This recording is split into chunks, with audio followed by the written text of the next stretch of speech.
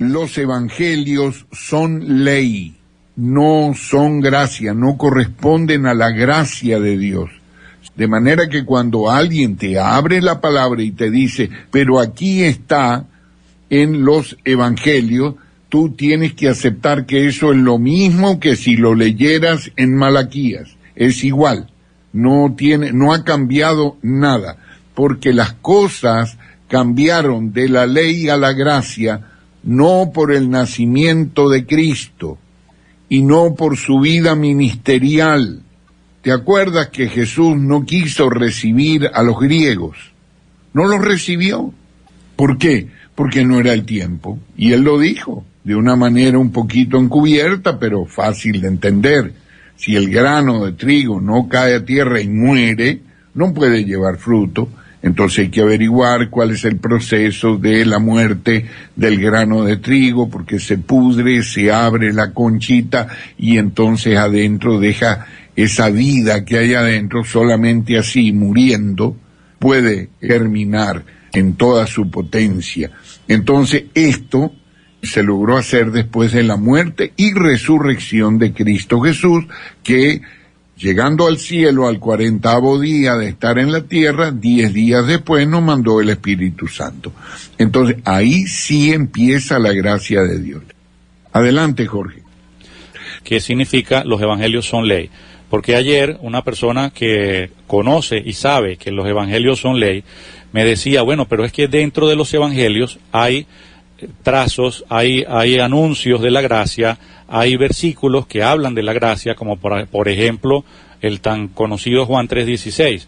Entonces, quizás decir que los evangelios son ley deja sin comprender a qué se está refiriendo con el hecho de que los evangelios son ley.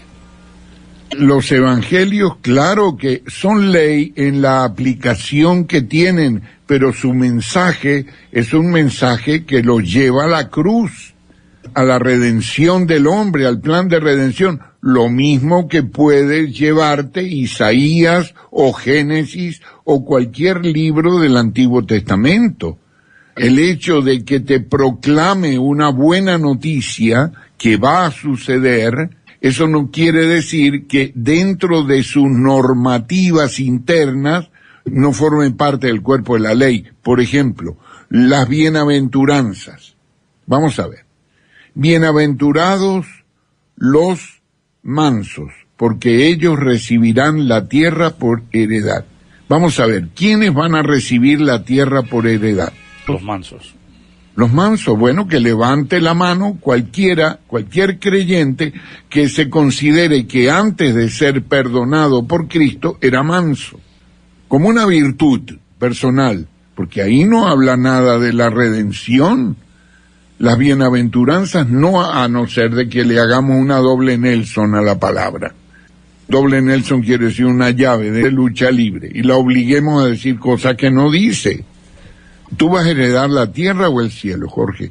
Él ya ha heredado el cielo. Ya has heredado el cielo. Muy buena la respuesta, excelente. Ahora, ¿tú eras manso antes de creer en el Señor? De ninguna manera. De ninguna manera. Entonces, los de limpio corazón, porque ellos verán a Dios. Fíjate, si hubiera hablado de nosotros es, bienaventurados los que han sido limpiados en su corazón, ¿verdad? Pero no dice eso, dice bienaventurados los de limpio corazón, porque ellos verán a Dios. Quiere decir que Dios considera que hay unas personas que tienen un corazón limpio. Ahora, que tienen que ser perfeccionados por la sangre de Cristo y la obra de Cristo en la cruz, también ellos. Sí, claro que sí, eso lo explica Pablo en la epístola a los Romanos, capítulo 2. Claro que sí. El Señor termina los espíritus de los justos hechos perfectos. Eso es la iglesia de los primogénitos, no la iglesia de Dios. Entonces, tenemos que sentarnos y entender ciertas cosas. Una cosa es ya ser redimido y perfeccionado y santificado, que otra que tiene que luchar para hacerlo. Son dos cosas diferentes. Pero aquí hay muchos detalles que pudiéramos hablar. Es extenso esto. ¿Puedo hacer un aporte, por favor? Por supuesto, adelante, Roberto. Y hay un acontecimiento que marca un antes y un después, que es el momento en el que se rasga el velo del templo. En ese momento es como que se da vuelta la página y nos encontramos en nuestra situación actual. O sea que a partir de ese momento la ley queda atrás, comienza el nuevo pacto. Y yo creo que esto es algo que puede ayudar a muchos a entender esto, que muchos no pueden entender. Lamentablemente, todas las prédicas que se han ido dando hasta ahora infunden el miedo. Hay pastores que siguen predicando que Deuteronomio es para los cristianos. Hay pastores que siguen predicando la maldición de la ley para los cristianos. Y los cristianos lo aceptan porque no han entendido esto, que en el momento que se rasgó el velo del templo, la ley quedó atrás y nos encontramos en el nuevo pacto. Roberto, excelente ejemplo has puesto, porque una acción determina el momento y no hay mejor que esa. El velo, que es su carne, fue rota para que haya una entrada franca, una entrada libre hacia el lugar santísimo. ¿Y cómo fue roto el velo? De arriba abajo, no de abajo arriba. Dios rompió el velo que impedía la entrada. Pero ¿cuándo lo hizo? El velo se rasga justamente en el momento que Cristo muere, eso es lo que dice la palabra. Entonces, fíjate tú, qué bien, el velo se rasga al final de los evangelios. ¿Ves por qué los evangelios son ley?